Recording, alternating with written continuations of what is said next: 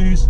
No worries. You did the right thing, and they know, and we know, and as long as it's safe while it's happening. Yeah. Before, on 7, you could get behind the barrier.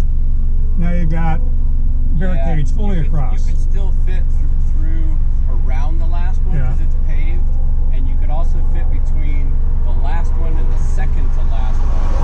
On the left side, your car will fit through there. Okay. So there is room. Okay, if alrighty. you need to. Okay. But if you do go over there, then all the red lights are going to go off everywhere. Okay. It's all